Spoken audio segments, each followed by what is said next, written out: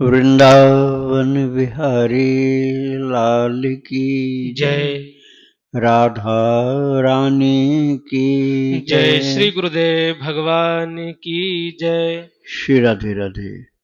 भक्ति प्रश्नोत्तरी कार्यक्रम प्रारंभ किया जा रहा है। आइए हम भक्ति संबंधित प्रश्नों को श्रवण करें।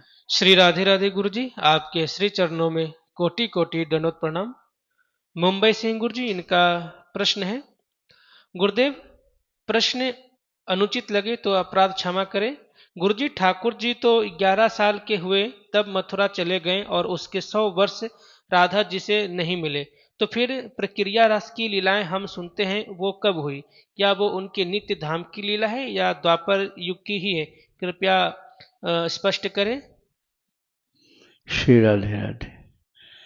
अभी आप उस गंभीरता में जल्दी पहुंच नहीं पाओगे, लेकिन थोड़ा परिचय मैं आपको कराऊंगा। बात ये थी ना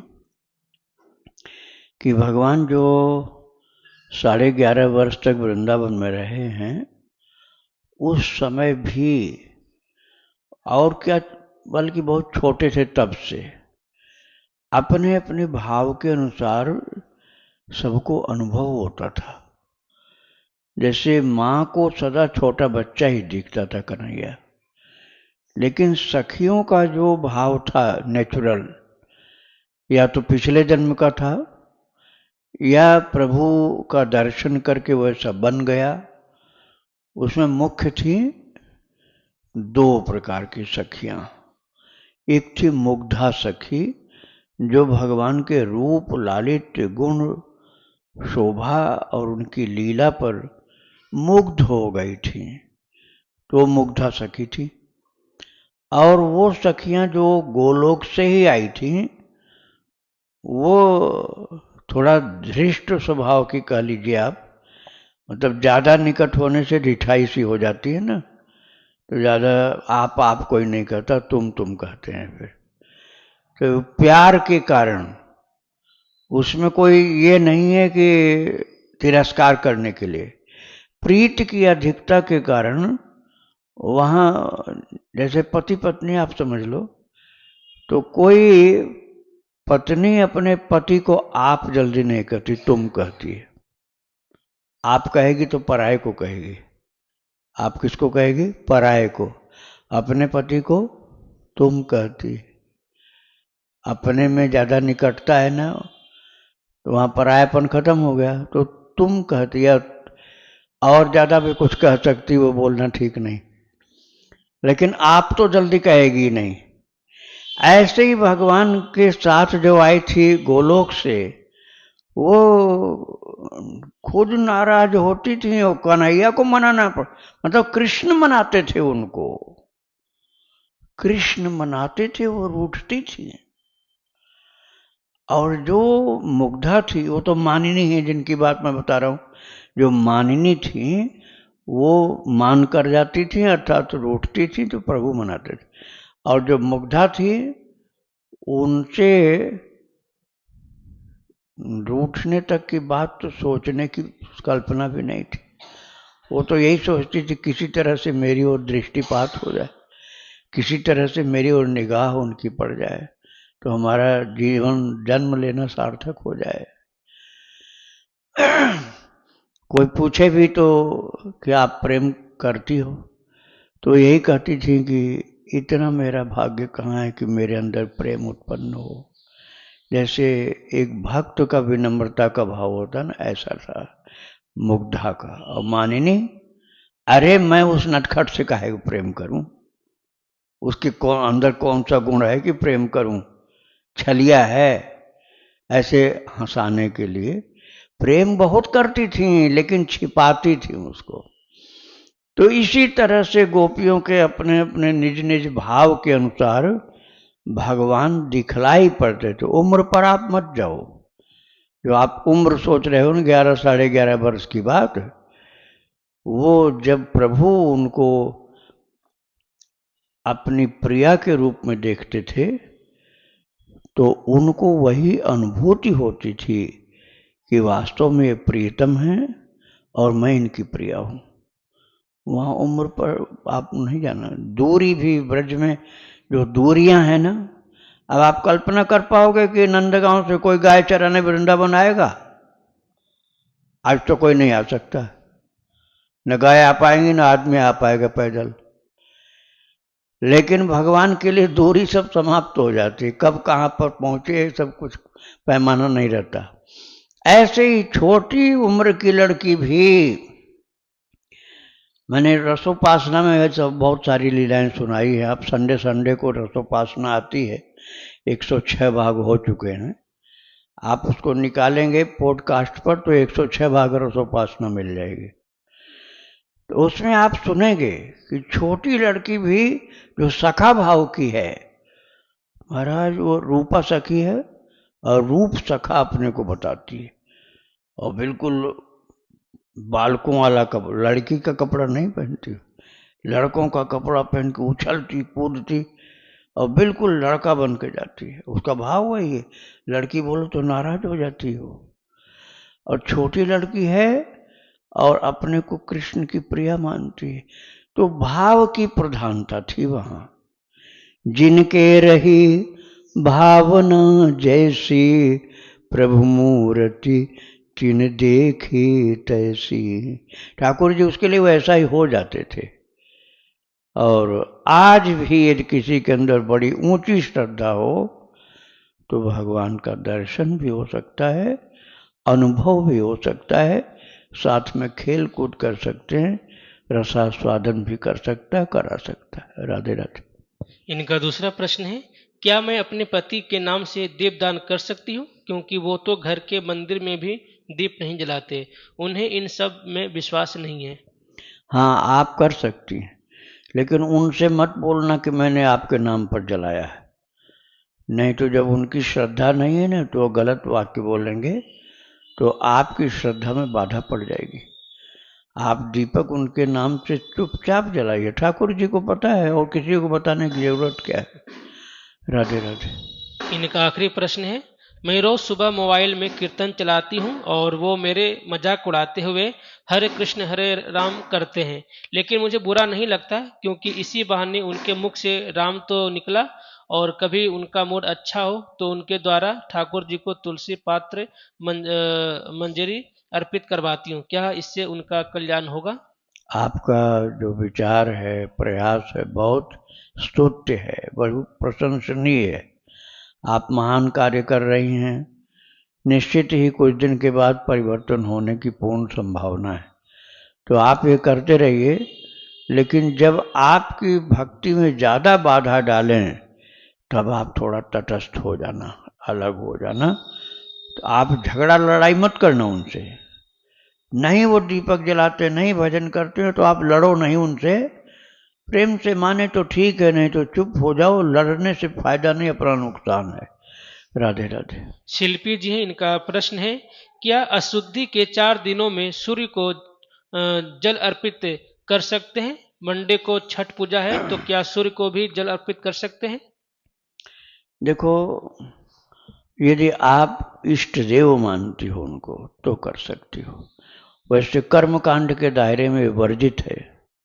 कर्मकांड के दायरे में ऐसी स्थिति में इस प्रकार की सेवा वर्जित होती है।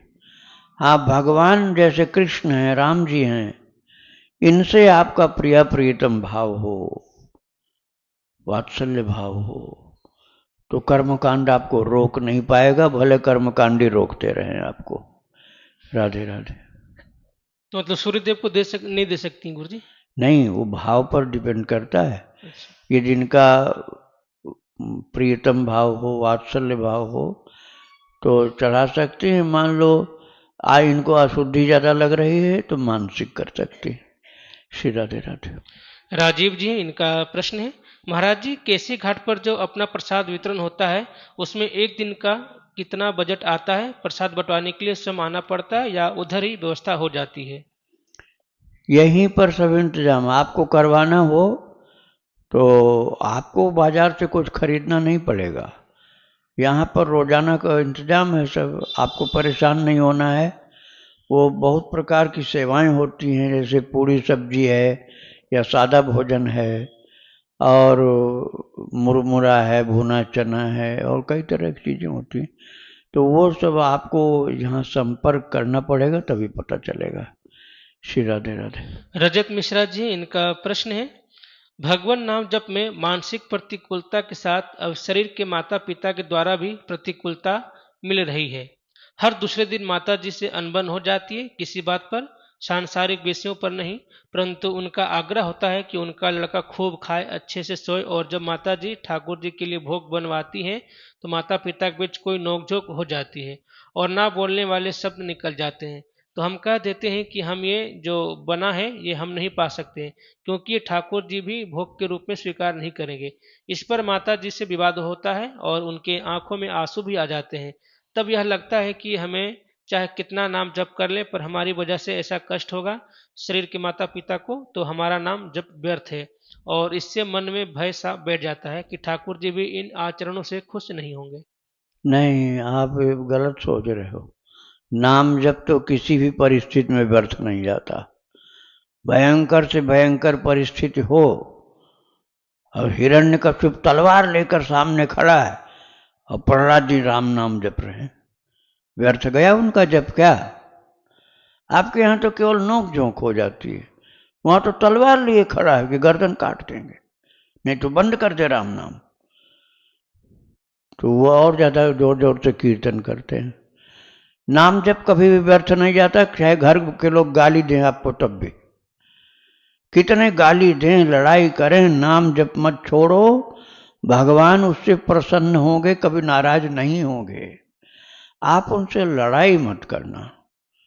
जो आपसे लड़ने की कोशिश करते हैं, गाली देते हैं, उनसे आप लड़ो नहीं, झगड़ो नहीं, आप सहन कर लो उनकी गाली को। नाम जप में कमी नहीं आने दो और ज़्यादा आगे बढ़ो। भगवान को वही आहार भोग लगाओ जो सात्विक हो, तमोगुणी आहार का भोग नहीं लगाना। आप ये समझो ना कि सगे संबंधी जो हैं सब बहुत पीछे हैं।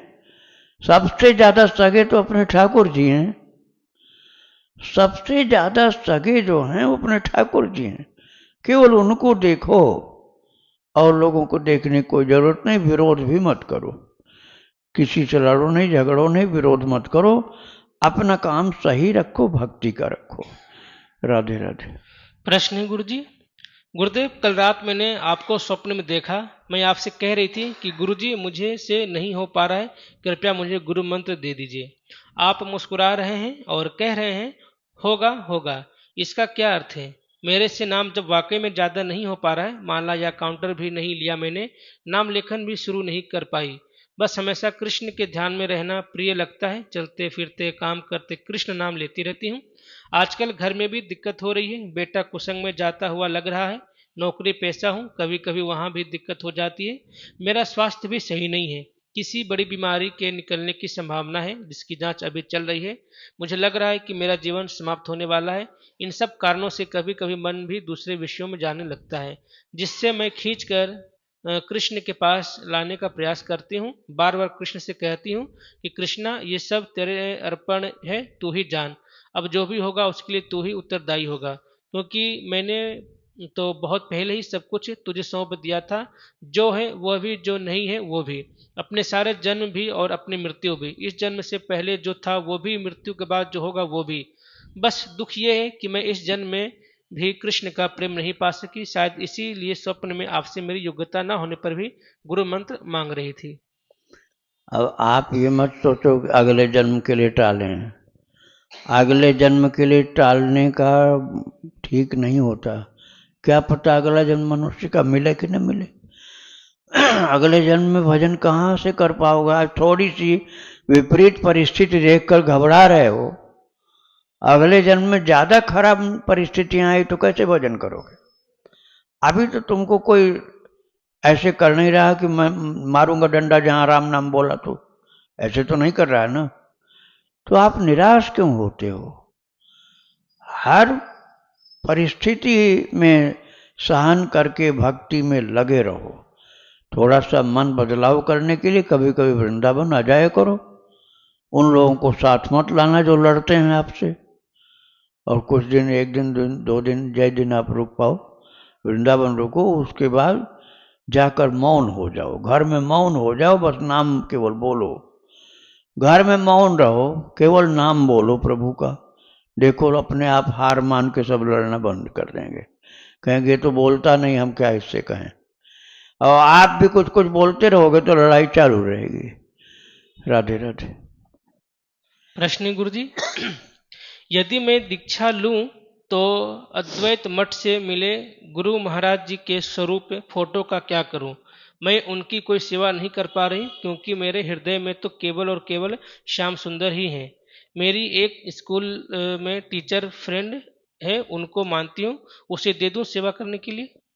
हाँ, यदि वो मांगे और करें पूजा तो आप दे सकते हैं, और नहीं कोई मांगता है तो एक संत की फोटो है, आप अपने घर में कहीं भी लगा सकते हैं। वैसे निर्गुण निराकार की भक्ति में प्रेम नहीं होता, सगुण साकार की ही भक्ति में प्रेम उत्पन्न होता है, क्योंकि आधार रहता है उनका मुस्कराना, उनकी लीला, उनके हर प्रकार के कौतुक चेष्टाएं, मधुर आकृति, मधुर छवि, ये सब बहुत सारे आधार होते हैं जो सगुण साकार में ही प्रेम बढ़ता जाता है। तो आप सगुण साकार ठाकुर जी में प्रेम करके उन्हीं की भक्ति करो। किसी से दीक्षा यदि लेना तो ये देख लेना कि वो भगवान के भक्ति का ही हो संत, भक्ति विरोधी नहीं हो। राधे राधे। इनका दूसरा प्रश्न है, अद्वैत मठ से दीक्षा लेने के बाद सुबह 3 या 4 बजे गुरु जी का सूक्ष्म शरीर मुझे अपने सामने दिखाई दिया। मुझे ध्यान करने को कह रहे थे। मुझे सिद्धि, शक्ति या मुक्ति कुछ नहीं चाहिए। कहीं वैष्णव दीक्षा लेने से मुझे गुरु महाराज जी के प्रति कोई अपराध तो नहीं बन जाएगा? गुरु जी महाराज ने आपको जो मंत्र दिया हो उसको एक माला सुबह कर लिया करना, कोई अपराध नहीं होगा। आपका वो मंत्र भगवान के नाम से संयुक्त होगा तो कोई अपराध नहीं होगा, और यदि वो मंत्र में भगवान का कोई नाम ही नहीं हो तो उसको करना आवश्यक नहीं है। श्री राधे राधे। इनका तीसरा प्रश्न है, मंदिर में दिए में बाती पर फूल बनने का क्या मतलब है? अरे कोई मतलब नहीं, कार्बन इकट्ठा हो गया, कार्बन इकट्ठा हो गया उसमें फूल बन गया। वो शुभ अशुभ के चक्कर में मत पड़ो, वो तो नेचुरल काम हो रहा है। आग जल रही है तो धुआं होगा, और कार्बन इकट्ठा हो गया तो फूल बन जाएगा। उसमें ऐसा नहीं, काजल बनाना चाहो काजल बना लो तेल में डाल के, और उससे कोई घबराने की बात नहीं। साक्षात राक्षस आ जाए सामने तब भी नहीं डरना, भगवान का नाम तुम्हारे पास। वो जोर जोर से गर्जना करके जय श्री सीताराम, जोर से राधे श्याम चिल्ला करके प्रभु का नाम बोलो, भय की बात मन में मत लाओ। राधे राधे। इनका आखिरी प्रश्न है, मैं पति के साथ गोवा गई थी, मेरी बहुत बड़ी गलती हो गई। श्री हरि सब जानते हैं और सुनते हैं, मुझे उनकी भक्ति याद आती है, वो मुझे माफ क्यों नहीं करते? गोपियों ने ऐसा क्या किया था जो भगवान उनके सामने आ गए थे? गोपियों के अंदर प्रेम था, वही सर्वोपरि चीज है। राम ही केवल प्रेम प्यारा, जान लेहु जो जान निहारा। जान लेहु जो जान निहारा, जो समझदार व्यक्ति हैं, जान निहारा था समझदार जो व्यक्ति हैं, वो समझ लो इस बात को कि राम ही केवल प्रेम प्यारा। राम जी को केवल प्रेम ही प्रिय है, वही राम कृष्ण है, कृष्ण राम में कोई अंतर नहीं। तो प्रेम गोपियों ने किया और कोई रीति नीति उन्होंने नहीं निभाई। यहां तक कि संसार में जिन रिश्तों को लेकर सबसे ज्यादा ऊंचा झंडा किया जाता है उसको नहीं माना उन्होंने, अर्थात जिनसे शादी हुई थी उनको भी नहीं माना, और आधी रात को उनको घर से निकलकर छोड़ करके ठाकुर जी के पास चले आए। कई लोगों को ये अच्छा नहीं लगेगा, लेकिन भागवत जी में सुखदेव जी बड़े प्रेम के साथ गुणगान करते हैं और कहते हैं कि तुलसीदास जी ने भी लिखा है,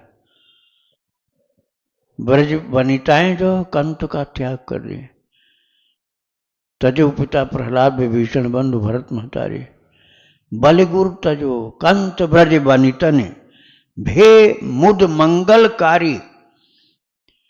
बलि जी के सामने ये समस्या आ गई थी कि गुरु जी हैं और सामने भगवान है। भगवान कह रहे हैं मेरे लिए जमीन का दान कर, वामन भगवान बलि से कह रहे हैं मेरे लिए जमीन का दान कर दे, और तैयार हैं देने को। गुरु जी कह रहे बिल्कुल नहीं देना, बिल्कुल नहीं देना। अपनी यजमानी की चिंता उनको, हमारी यजमानी कमजोर पड़ जाएगी जब निर्धन हो जाएगा ये। तो उन्होंने उस जगह पर जहां भगवान की भक्ति में बाधक बन रहे हैं गुरु जी, वहां गुरु का ही त्याग कर दिया। बल गुरु तजो कंत ब्रज बनितनि, भे मुद मंगलकारी। और ब्रज की बनिताओं ने अपने कंत अर्थात पति का त्याग कर दिया। गोपियों की बात यथा ब्रज गोपिका नाम, नारद जी भक्ति सूत्र में लिखते हैं ब्रज गोपियों की वजह से भक्ति और किसी की नहीं हो सकती है। उन्होंने बेटों का त्याग कर दिया। ये मैं अपने मन से नहीं बोल रहा हूं, भागवत जी में लिखा हुआ वो बता रहा हूं आपको। आप भागवत के 10वें स्कंद को पढ़िए तो आपको मिल जाएगा कि उन्होंने बेटों को छोड़ दिया, सास ससुर को छोड़ दिया, पति को छोड़ दिया, और आधी रात में कन्हैया जहां बंसी बजा रहे थे पहुंच गए। मना करने पर भी वापस, मतलब कृष्ण ने कहा घर जाओ, घर जाओ, धर्म का विरोध कर रही हो। और बोली तो घर जाना था तो बंसी बजा के बुलाए क्यों तुम मुझको, मुझे बुलाए क्यों जब घर भेजना था, अब हम नहीं जाएंगे घर। तब ठाकुर जी प्रसन्न हो गए, बोले मैं तुम्हारी परीक्षा ले रहा था कि तुम घर जाना चाहती हो कि यहाँ रुकना चाहती हो। तो आप कहते हो गोपियों के सामने क्यों प्रकट हो गए, यही प्रश्न है ना उनका। तो आप वैसा बन पाओगे? आपको तो घर की चिंता, पति पत्नी और बच्चों की इतनी चिंता रहती है कि उनके कारण भक्ति छोड़ने को तैयार हो जाते हो। थोड़ा सा लड़ाई घर में हुई, पति पत्नी माता पिता और भाई बंधु परिवार के लोग आपकी बात नहीं माने, झगड़ा हुआ, अरे ऐसी भक्ति से क्या फायदा जहां लड़ाई हो रही, भक्ति छोड़ दी। बताओ फिर कहां गोपियों की बात करते हो आप। गोपियों ने भगवान के लिए सबका त्याग कर दिया, कर पाओगे आप? आप ठाकुर जी की महान प्रिया गोपियों की चरित्र की बात सुनना चाहो तो भागवत सुनो, और सरल हिंदी में जानना चाहो तो आप रसोपासना श्रवण करो। हर संडे को भक्ति आश्रम चैनल पर आता है। श्री राधे राधे। दिली सिंह गुरु जी का प्रश्न है, आत्मा अजर अमर है, अविनाशी है, परमात्मा का ही अंश है, तो फिर प्रभु से पृथक क्यों कैसे हुई, क्यों बार बार इसको जन्म लेना होता है? पृथक हुई नहीं, सदा पृथक थी, आज है और आगे भी रहेगी। भागवत जी में लिखा है, रामायण में लिखा है, और गीता जी में लिखा, 15वें अध्याय में गीता जी में आप देखो, ममैवांशो जीवलोके जीवभूत सनातन मन षष्ठानीन्द्रियाणि प्रकृतिस्थानि कर्षति। ममैवांशो जीवलोके जीवभूतन सनातन। प्रभु कह रहे हैं सनातन। सनातन का क्या मतलब होता है? जो पहले था, आज है और आगे भी रहेगा, वो सनातन है। त्रिकाल में सत्य है, वो सनातन है। तो भगवान कहते हैं जीव मेरा अंश है, अंश ही था, अंश ही है और अंश ही आगे रहेगा। ऐसा नहीं कि एक टुकड़ा पहले अलग हो गया फिर जुड़ गया, ऐसा नहीं होता है। ईश्वर नहीं हो सकता, वो ईश्वर नहीं हो सकता। जीव एक शक्तिधर साधु हो सकता है, योगी हो सकता है, सिद्ध हो सकता है, लेकिन कोई जीव ईश्वर नहीं हो सकता। ईश्वर एक ही है, आगे भी सदा एक ही थे, रहेंगे एक। लेकिन क्वालिटीज जो हैं भगवान के अंदर, वही क्वालिटीज बहुत लिटिल क्वांटिटी में जीव के अंदर होती है। जैसे आप समझो सूर्य भगवान का चमचमाता हुआ प्रकाश और एक 0 वाट का बल्ब। अब 0 वाट का बल्ब बोले हम तुमसे कम कैसे हैं? सूर्य सूर्य तुम बहुत बड़े बनते हो, हम तुमसे कम कैसे हैं? अरे जाति के अंतर्गत आपको उसमें इल्यूमिनेशन दिखलाई पड़ा, उसमें रोशनी दिखलाई पड़ी, और सूर्य में रोशनी, क्या सूर्य के बराबर हो जाएगा 0 वाट का बल्ब? तो 0 वाट का बल्ब समझिए जीव, और सूर्य जो हैं वो परमात्मा। तो उसमें चेतन है, चेतन अमल सहज सुख राशि जीव का लक्षण है, लेकिन वो भगवान नहीं हो सकता, ईश्वर नहीं हो सकता। ईश्वर जातीय चेतन है, आत्मा है, और परमात्मा है वो। आप आत्मा हो, आप आत्मा हो, हम सब आत्मा हैं। परमात्मा हम सबका स्वामी है, अंशी है। तो क्या प्रश्न था इनका? इनका प्रश्न, हाँ, वो हम भगवान के अंश हैं, तो काहे को दुख है, क्यों नरक जाते हैं? हाँ, कि मतलब हम परमात्मा का ही अंश आत्मा है, तो फिर प्रभु से पृथक क्यों और कैसे हुई, क्यों बार बार जन्म होता है? अहंकार और मोह के कारण। आप भगवान को मानते ही नहीं, सब कुछ करता धरता अपने को मानकर अहंकार में डूबे रहते हो। मैंने ये किया, मेरे जैसा कोई नहीं, मैं ही मालिक हूं, और हो कुछ नहीं, मच्छर के बराबर नहीं हूं, और अहंकार में डूबे हुए हो। तो अहंकार का भोक्ता, अहंकार के कारण जिन जिन कार्यों को अपने से जोड़ रखे उसका दंड तुम्हें मिलेगा। और अभिमान के कारण भगवान से प्रीति करते नहीं हो, और प्रीति करते हो उन लोगों से जिनका कोई संबंध नहीं तुमसे, न पहले था न अब है न आगे होगा। भ्रम में मान लेते हो संबंध। तो इन्हीं कारणों से, मोह के कारण, अहंकार के कारण जीवात्मा दंडनीय होता है, दुख पाता है, नरक में भी जाता है। और जो अपनी अहंकार की वृत्तियों का नाश करके प्रभु का सच्चा समर्पित भक्त बन जाता है, मोह मुक्त भगवत प्रेमी बन जाता है, वो न नरक जाएगा और न किसी प्रकार का उसका अधोपतन होगा। श्री राधे राधे। राधे राधे गुरुजी। श्री राधे।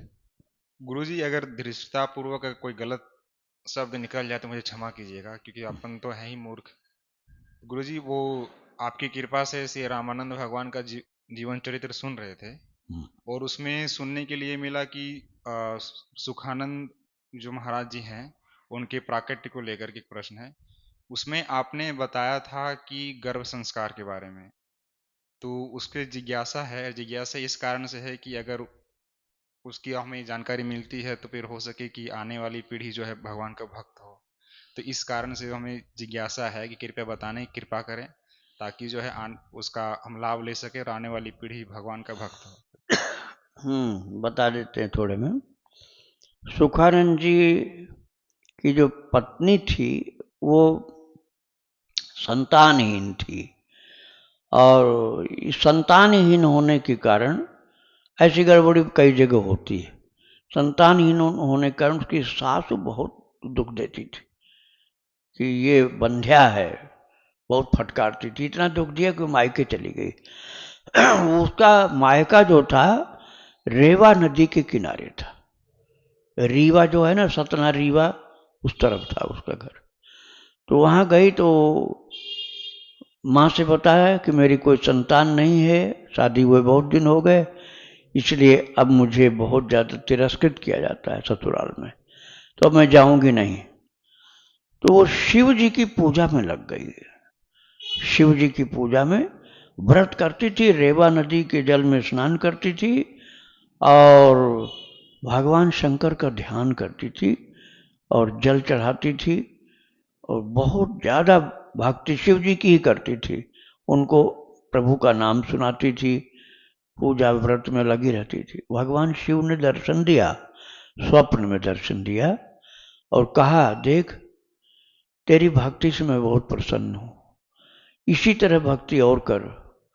और रेवा नदी का जल जो है वो तो पीती ही है, थोड़ी बालू भी खा, कोई तिथि बताया उस दिन, और मेरा ध्यान कर, और मैं अपने एक अंश को तेरे गर्भ में भेज दूंगा, और उससे जो बच्चा पैदा होगा उसके ललाट में चंद्रमा बना होगा, तो जो बालक पैदा हुआ ललाट में चंद्रमा बना हुआ था।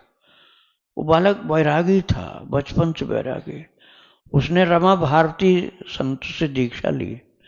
नीची बाग में जब बनारस में वो गया, बच्चा इतना तपस्वी था कि फूल निकल आए पेड़ों में, जो सूखे पेड़ थे उनमें। फिर जब अहंकार उसको आ गया तो ऋचिक मुनि प्रकट होकर बोले, अहंकार में मत आ, तेरा जीवन समाप्त हो रहा है। अपने गुरु रमा भारती को ले करके तो रामानंद स्वामी के पास पहुंच जा, नहीं तो मृत्यु आने वाली तेरी। तो रामानंद जी महाराज ने उसकी आयु बढ़ा दी और फिर शिष्य बनाया दोनों लोगों को, और तब उनका नाम सुखानंद हुआ। कथा और विस्तार से मैंने सुनाई है वहाँ पर। 118 भाग में स्वामी रामानंद जी का चरित्र सुनाया गया, उसी में से एक भाग ये भी वहाँ विस्तार से सुनाया मैंने। तो जिस माता के अंदर शिव भक्ति हो, हरि नाम से प्रेम हो और वो व्रत के साथ रहे, बड़ा पवित्र शुद्ध जीवन धारण करे, तो शिव जी की कृपा से ऐसा कार्य हो सकता है। लेकिन इसके लिए बहुत सावधानी से व्रत करना, जप करना, ध्यान करना आवश्यक होगा। श्री राधे राधे। श्री राधे राधे गुरुजी, आपके राधे। चरणों में कोटि कोटि प्रणाम। गुरुजी, मेरा और बाकी सबका भी की तरफ से एक जिज्ञासा थी। जैसे हम किसी कार्य के पूरा करने के लिए कोई मनोकामना करते हैं, जैसे कि मंदिर में प्रसाद चढ़ाएंगे, या आपका और किसका है विचार है? ये मेरी सहेली का प्रश्न अच्छा, है हाँ जी। बोलो। तो कि या हम मतलब इस तरह से कोई भी श्रृंगार वस्तु भेंट करें या कुछ, तो उसमें प्रश्न ये है कि कई बार जैसे हम पर्टिकुलर देवी देवता का नाम लेके कि मान लो खाटू श्याम जी के करेंगे या कृष्ण भगवान के देवी के करेंगे, और वो उस जगह ना जा पाए। जैसे मान लो कि वैष्णो देवी की उन्होंने कोई कामना करी है ना कि ये पूरी हो जाएगी तो मैं वहां पे दर्शन करूंगा या वहां पे प्रसाद चढ़ाऊंगा, वहां पे ना जा सके तो वो क्या किसी और अपने गृह स्थान पर भी वो कर सकता है या कहीं और वो मनोकामना पूर्ण कर सकता है? देखिए, आपकी निष्ठा अच्छी होनी चाहिए, श्रद्धा भाव। तो आप वहां नहीं भी जा पाओगे तो स्वीकार हो जाएगा। यदि श्रद्धा भाव निष्ठा एकदम प्रेम बढ़िया है, वहां जाने पर भी तभी स्वीकार होगा, नहीं तो वहां बाधा आ जाएगी और स्वीकार नहीं होगा, कोई ना कोई बाधा पड़ जाएगी। अच्छा, वो किसी कारण से आप नहीं जा पाए, किराया नहीं है, व्यवस्था नहीं है, कोई संकट आ गया, तो आप जो वैष्णव देवी हैं उन्हीं का स्वरूप राधा रानी को मान करके, या अपने और कोई ठाकुर जी जो उनको आप उस तरह से मान सकती हो, उनसे अपना संबंध जोड़ करके वही चीज़ें उनको चढ़ाओ और कह दो कि माता वैष्णो देवी, मैं राधा रानी में ही आपका स्वरूप देख करके वो वस्तु यहाँ पर भेंट कर रही हूँ। भाव के साथ आप करोगे तो आपका स्वीकार हो जाएगा। श्री राधे राधे। वृंदावन बिहारी लाल की जय। राधा रानी की जय। श्री गुरुदेव भगवान की जय।